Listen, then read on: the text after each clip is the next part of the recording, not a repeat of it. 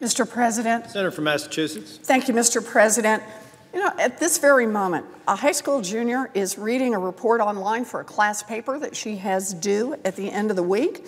Not far from her house, a single mom who recently quit her job to follow her dream of becoming an app developer is online teaching herself to code. In a city thousands of miles away, a small business owner is processing an order online to keep the lights on and the bills paid for another month.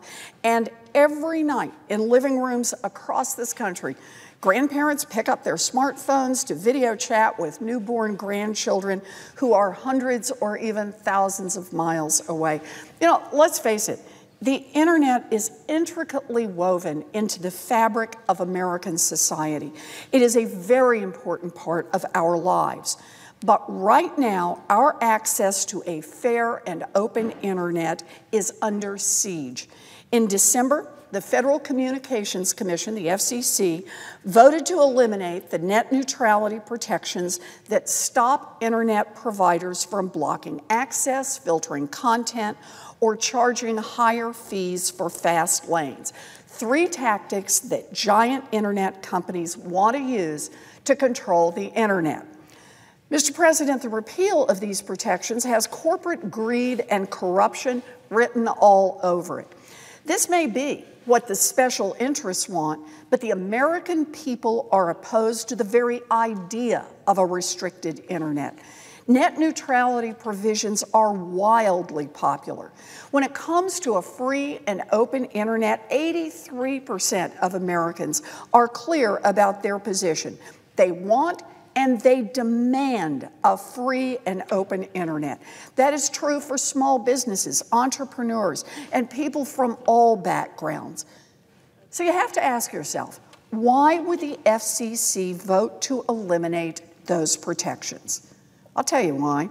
Because under this administration, the FCC has become a puppet for giant internet providers. The FCC's current chairman, Ajit Pai, has made it clear that he will work to put special interests over what's good for the American people.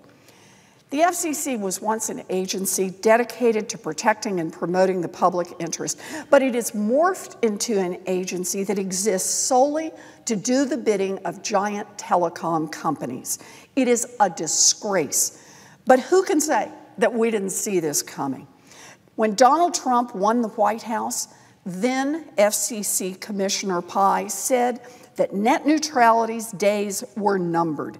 And once Trump selected Pai to lead the FCC, Chairman Pai immediately got to work getting rid of net neutrality.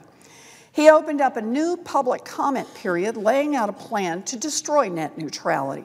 And he made it clear that he would ignore the views of millions of Americans who weighed in to urge him to abandon that plan. The FCC received more comments on Chairman Pai's plan to kill net neutrality than any other rule in FCC's history. Millions submitted comments opposing Chairman Pai's plan to kill net neutrality. But the FCC said it would ignore those comments unless they were, in its opinion, serious legal arguments. During the comment process, it was revealed that some of the comments had come from bots that had stolen Americans' identities. Others had come from Russian addresses. But Pai dismissed those concerns.